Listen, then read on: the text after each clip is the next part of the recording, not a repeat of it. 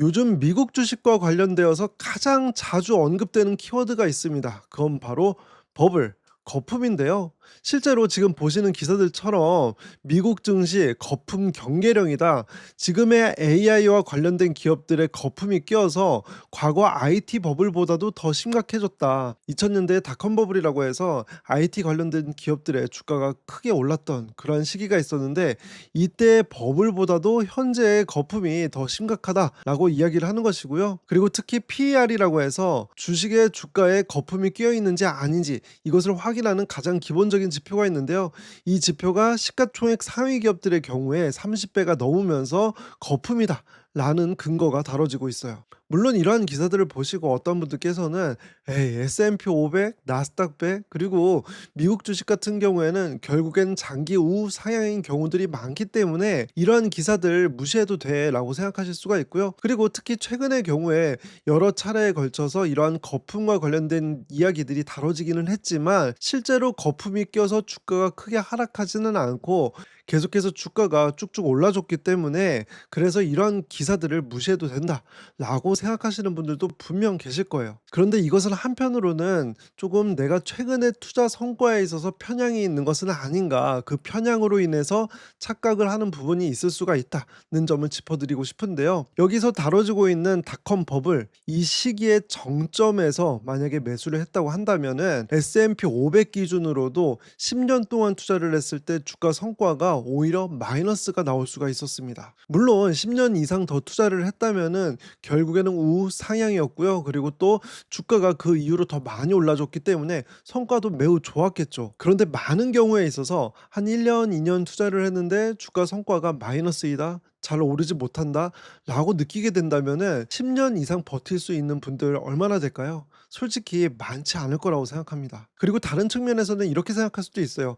궁극적으로 이러한 기사들이 원하는 것은 우리 투자자들의 불안한 심리를 이용을 해서 클릭을 유도를 하는 것. 그래서 이러한 기사들을 보면서 불안한 심리가 누적되잖아요. 그러면은 주가가 조금만 떨어진다고 하면은 그때 주식을 팔아치우기가 쉬운 것입니다. 그래서 우리가 정말 합리적으로 장기 투자를 하기 위해서는 지금 시장에서 왜 거품이라고 말을 하고 있는지 그 사실관계를 명확하게 이해하는 것이 중요하다. 그래서 오늘 영상에서는 최근에 여러 뉴스에서 다뤄지고 있는 미국 주식들이 거품이다 라고 말하는 그 근거들을 알아보고요. 제가 판단했을 때 가장 위험 요소가 있다면 그것이 무엇인지까지 함께 알아보겠습니다. 지금 미국 주식시장이 거품이다 라고 이야기를 하는 첫 번째 근거는 시가총액 상위 10개 기업의 선행 PER이라고 하는 지표가 과도하다 라는 것인데요. 1990년대 IT 버블과 현재 AI 버블의 가장 큰 차이는 뉴욕 증시 시가총액 상위 10개 기업이 당시보다 더 고평가되어 있는 점. 그러니까 IT 기업들의 주가가 한참 거품이 끼었던 2000년대 그때보다도 지금의 AI 관련된 기업들의 주가가 더 거품이다라고 이야기를 하는 거예요. 그리고 그에 대한 근거로서는 아래 나와 있는데요. 현재 시가총액 상위 10개 기업의 12개월 선행 주가 수익 비율은 30배에 육박한다. 2000년 IT 버블 정점 당시 기록한 약 25배를 뛰어넘는다. 라고 나와 있는 것이 근거입니다. PER은 순이익 대비 주가 수준을 나타내는 지표이고요. 여기서 순이익은 보통의 경우엔 최근 1년 동안의 그 기업에서 벌어들인 순이익 대비 주가 수준을 나타냅니다. 그래서 만약에 최근 1년 동안의 이익이 적다, 실적이 낮다 그런 상황일 때 주가가 많이 오르게 되면은 이 PER 값은 커지면서 그 기업에서 최근 1년 동안에 돈을 벌어들인 이익에 비해서 주가가 많이 올랐네 거품이지는 않을까? 라고 생각할 수가 있는 것이고요. 그런데 주식 투자자들은 과거의 이익보다도 미래의 이익을 더 중요하게 생각을 하죠. 그렇기 때문에 선행 PER을 이 기사에서 인용을 한 것입니다. 이 선행 PER이라는 것은 앞으로의 예상되는 기업의 순이익 대비 주가 수준을 나타내는 지표예요. 그래서 지금까지 그 기업의 주가가 많이 올랐다고 하더라도 앞으로 이익이 크게 증가할 것이라고 예상이 된다면은 선행 PER 값은 상대적으로 작을 수가 있고요. 결국에는 이 선행 PER 값은 예상 실적이 어떻게 가늠이 되는지 여기에 따라서 크게 영향을 받을 수가 있어요. 그런데 만약에 애널리스트들이 앞으로의 이 기업의 예상 실적을 과도하게 낙관적으로 바라본다면 어떻게 될까요? 이 선행 PER 값이 작아질 수가 있죠. 따라서 이 기사에서는 선행 PER 이 값이 닷컴 버블 때보다 지금 현재 더 큰 값이기 때문에 닷컴 버블에 비해서 주가가 고평가이다라고 이야기를 하고 있지만, 닷컴 버블 당시에 애널리스트들이 앞으로 이 IT 관련된 기업들의 이익을 과도하게 낙관적으로 평가했다면은 이 25라고 하는 이 숫자는 크게 의미가 없는 거예요. 예를 들어서 닷컴 버블 당시에 IT 관련된 기업들의 예상 이익을 과도하게 낙관적으로 보고 최근에 AI 관련된 기업들의 이익을 상대적으로 보수적으로 본다라고 하게 된다면은 얼마든지 현재 선행 PER 값이 더 크게 나올 수가 있는 것이죠. 따라서 시가총액 상위 기업들의 현재 선행 PER 값이 더 크다는 이유로 거품이다라고 이야기를 하는 것은 정확하지는 않다라고 말씀을 드리고 싶고요. 그다음 앞선 기사에서는 선행 PER이라고 하는 값을 근거로 삼았잖아요. 저는 선행 PER이 아니라 최근 1년 동안의 실적을 바탕으로 한 그냥 PER 값을 한번 갖고 와 봤습니다. 지금 왼쪽에는 닷컴 버블 당시의 시가총액 상위 기업들의 PER 값을 갖고 온 거고요. 오른쪽에는 최근에 S&P 500 시가총액 상위 기업들의 PER 값을 갖고 왔어요. 선행 PER이 아니라 그냥 PER 값을 갖고 왔기 때문에 최근 1년 동안의 순이익이 반영이 된 결과이다라고 볼 수가 있는 것이고요. 닷컴 버블 당시의 기업들의 PER 값이 훨씬 큰 것을 확인할 수가 있죠. 상위 10개 기업의 평균은 253이나 해요. 그리고 오른쪽에 최근 S&P 500 상위 기업들의 PER 값을 보면은 평균 46.8을 나타내고 있죠. 이 46.8이라고 하는 이 수치도 꽤 높은 수준이긴 하지만 닷컴 버블에 비해서 거의 한 5분의 1 수준밖에 되질 않습니다. 이것은 무엇을 의미하냐면 닷컴 버블 당시에는 정말 지금까지 그 기업들이 돈을 잘 벌지 못하다가 앞으로의 돈을 벌 것에 대한 기대감만 컸다라고 볼 수가 있는 것이고요.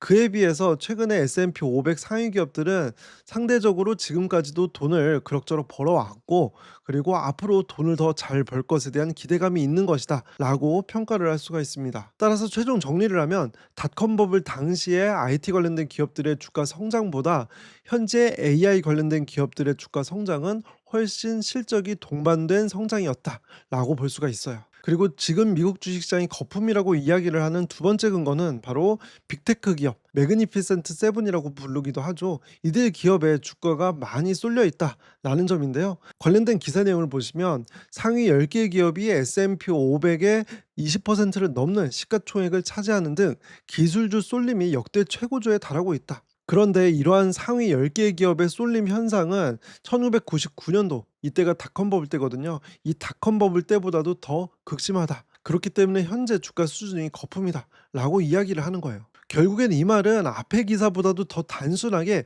주가가 많이 올랐기 때문에 거품이다라고 이야기를 하는 것밖에 되질 않습니다. 하지만 중요한 것은 매그니피센트 세븐 기업들의 실적이 동반이 되면서 주가가 성장을 한 것이냐, 이것을 따지는 것이 필요하겠죠. 그래서 제가 이와 관련된 데이터를 갖고 와봤습니다. 팩트셋이라는 곳에서 갖고 온 데이터이고요. S&P 500 기업들 500개 중에서 매그니피센트 세븐이라고 하는 빅테크 기업 7개, 그리고 그 외의 기업 493개의 기업의 실적의 성장률을 갖고 온 거예요. 그래서 이 왼쪽의 그래프는 2024년도에 순이익의 성장률을 비교를 한 것이고요. 그리고 오른쪽에는 2025년도 순이익의 예상 성장률을 갖고 온 건데요. 실제로 2024년도에 매그니피센트 세븐 기업들의 순이익의 성장률이 전년 대비해서 33.3% 성장을 했습니다. 반면에 그 외의 기업들은 4.2% 성장에 불과했어요. 당연하게도 순이익이 훨씬 많이 증가를 했기 때문에 매그니피센트 세븐 기업들의 주가가 오르는 것이 합리적이었다. 만약에 매그니피센트 세븐 기업들의 주가가 오르지 않았다면 오히려 저평가라 볼 수가 있었던 것이죠. 물론 2024년과는 다르게 2025년도에는 상대적으로 성장률이 둔화가 되고, 그리고 나머지 493개의 기업의 순이익은 상대적으로 더 많이 증가할 것으로 예상을 하지만 여전히 M7 기업들의 순이익이 더 크게 증가할 것으로 나타나고 있어요. 그래서 S&P 500 상위 기업 그리고 매그니피센트 세븐 기업들의 주가가 더 많이 오르는 것이 이상하지는 않았다라고 볼 수가 있는 거예요. 그래서 최근에 가장 많이 다뤄지는 미국 주식시장의 거품이다라고 이야기를 하는 그 근거들이 저 개인적으로는 명확하지는 않다라고 말씀을 드리고 싶고요. 하지만 지금 미국 주식시장에서 많은 분들께서 놓치고 있지만 저 개인적으로 우려가 되는 부분이 있어서 그 내용을 공유 드리려고 합니다. 이건 바로 어제 기사인데요. 베이지북이라고 해서 미국 연준에서 현재 미국 경제를 어떻게 바라보고 있는지를 나타내는 보고서입니다. 이 보고서에서 늦여름부터 소비자 물가가 더욱 빠르게 상승할 수 있다. 라고 이야기가 되고 있어요. 자, 최근에 물가에 가장 영향을 미칠 것으로 예상이 되는 변수가 바로 트럼프의 관세였잖아요. 그런데 4월 달까지만 하더라도 이 관세에 따라서 미국 주식시장이 크게 출렁이긴 했는데 요즘에는 그 영향이 상대적으로 많이 작아졌어요. 처음에는 관세와 관련해서 투자자들이 많이 두려워했거든요. 그런데 시간이 지날수록 트럼프가 관세 협상을 잘 진행할 거야 라는 기대감이 더 커지고요. 그리고 실제로 이러한 관세가 부과가 되더라도 물가에 미치는 영향은 거의 없을 거야 라고 너무 낙관적으로 생각하는 거예요. 왜냐면은 지금까지는 물가에 미치는 영향이 상대적으로 별로 없었기 때문에 그렇죠. 그런데 여기 기사에 보시면은 연준에서는 지금까지는 이 관세로 인한 소비자 물가 상승이 큰 영향을 주진 못했지만 늦여름부터 영향을 미칠 것이라고 보는 거죠. 그래서 최근에 관세로 인한 물가 상승의 영향이 제한적이라는 것만을 보고선 시장을 지나치게 낙관적으로 판단하는 것은 조금 이르다라고 말씀을 드리고 싶은 거고요. 이게 실제로 어떻게 영향을 줄 수 있냐면 관세로 인해서 제조 원가가 상승을 하게 되고요. 기업 입장에서는 이렇게 제조 원가가 상승을 하면 이것을 소비자에게 비용 전가를 하면 좋을 텐데 현재 이 비용 전가가 어려운 상황이에요. 그러면 똑같은 가격에 팔아야 한다는 것을 의미하고 그렇게 되면은 비용은 증가를 한 상황이기 때문에 수익성은 떨어질 수밖에 없습니다. 그리고 만약에 소비자에게 비용은 전가를 하게 된다라고 하게 된다면 소비자들이 소비를 줄이겠죠. 그러면 기업 입장에서는 매출액이 감소를 하게 되고요. 그렇게 되면은 수익률은 유지가 될 수는 있겠지만 전체적인 수익 자체는 줄어들 수 있는 것이 문제입니다. 기업에 투자를 한다? 결국에는 그 기업들이 돈을 잘 벌어야 한다라는 관점을 이해를 한다면은 주식 투자자에게는 이렇게 기업의 수익이 줄어들 수 있는 그 가능성이 장기적으로는 더 위협이 된다라고 볼 수가 있는 것이죠. 워런 버핏은 주식시장을 조울증 환자에 비유를 하기도 했는데요. 그만큼 시장은 감정적으로 대응을 할 때가 많습니다. 어떠한 부분에 있어서는 과도하게 낙관적이고 또 다른 측면에서는 과도하게 비관적일 때가 많죠. 하지만 진짜 장기 투자자에게는 과도한 낙관, 과도한 비관보다는 합리적으로 현 상황을 명확하게 이해를 하려고 하는 노력이 중요하다라고 생각합니다. 합리적인 투자로 모두 우상향하는 자산 만들기 바라겠습니다. 영상 끝까지 시청해 주셔서 감사합니다.